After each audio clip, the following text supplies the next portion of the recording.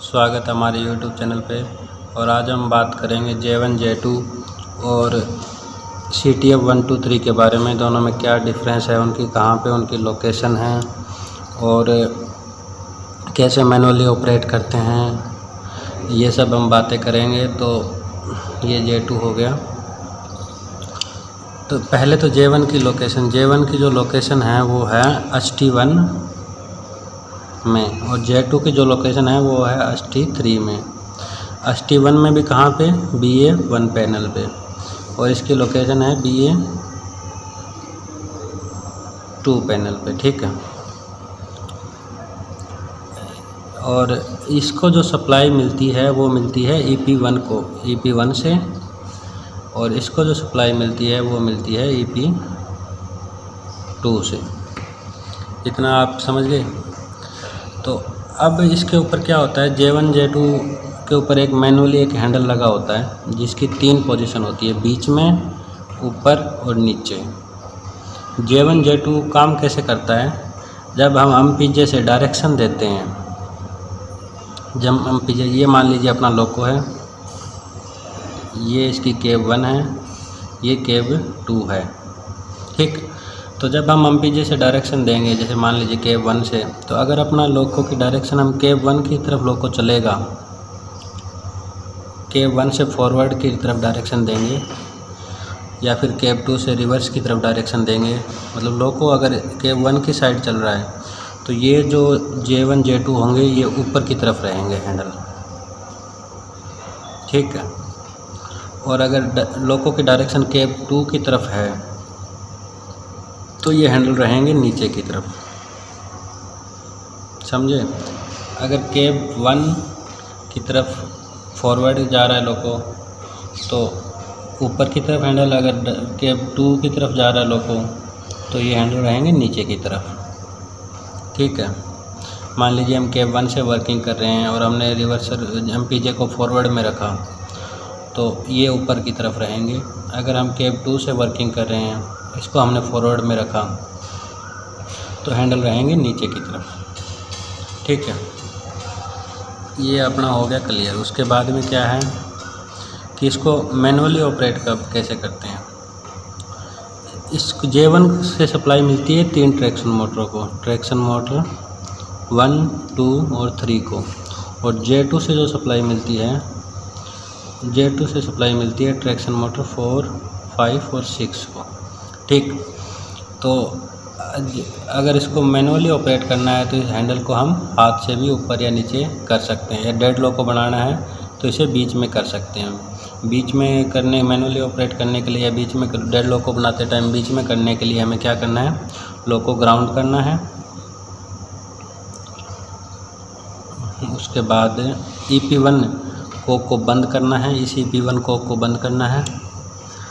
उसके बाद इसके हैंडल को बीच में ले आएंगे, बीच में लाके एक यहाँ पे लॉक लगा होता है, ड्रम कॉन्टैक्टर के ऊपर ही एक लॉक पिन होती है। लॉक पिन को थोड़ा ऊपर उठाएंगे, 90 डिग्री घुमाएंगे और वापस छोड़ देंगे।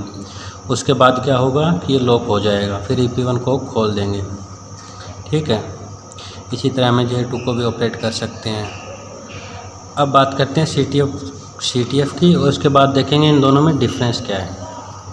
ये CTF कितने होते हैं, 3 होते हैं CTF।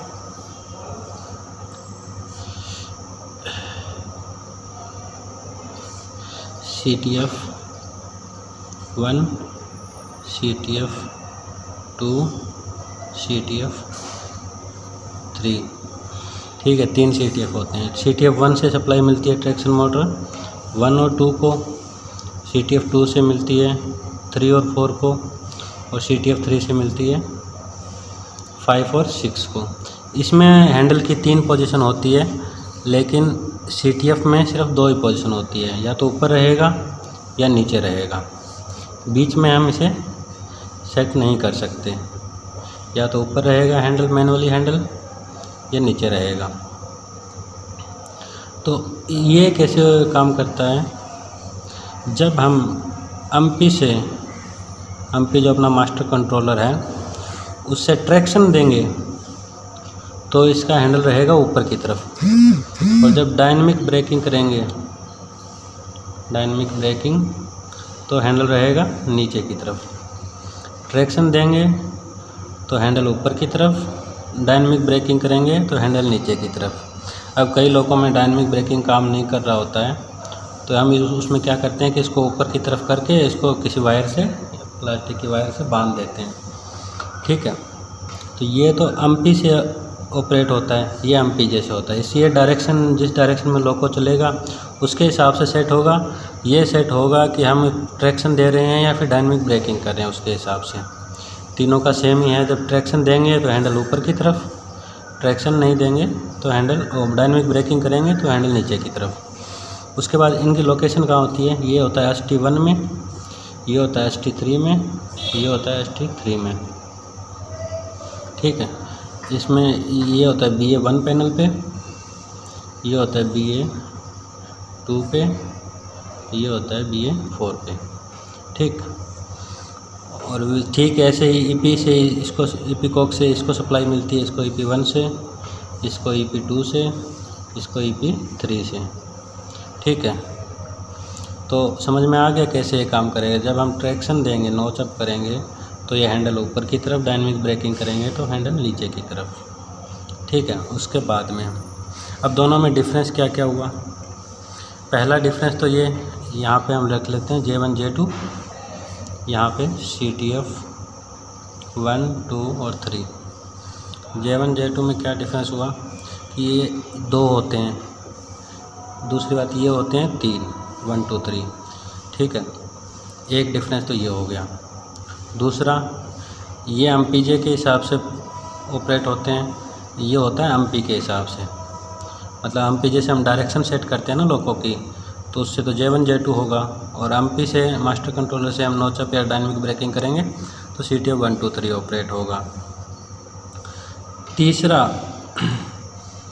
मेजर डिफरेंस इसमें क्या हो, तीसरा डिफरेंस क्या हुआ कि हम इसे बीच में लॉक कर सकते हैं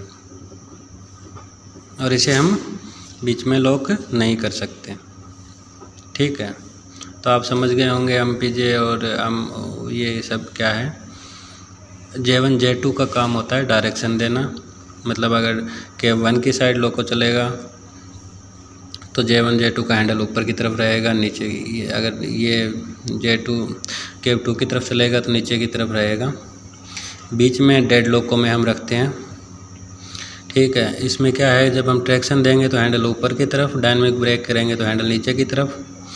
और अगर MP हमारा 0 पे है, ना हम ट्रैक्शन दे रहे हैं ना हम डायनामिक ब्रेकिंग कर रहे हैं, तो भी हैंडल ऊपर की तरफ ही रहेगा, इसमें बीच की कोई पोजीशन नहीं है।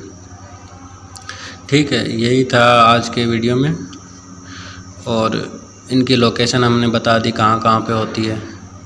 तो अगर वीडियो अच्छा लगा हो तो हमारे चैनल को सब्सक्राइब कीजिएगा।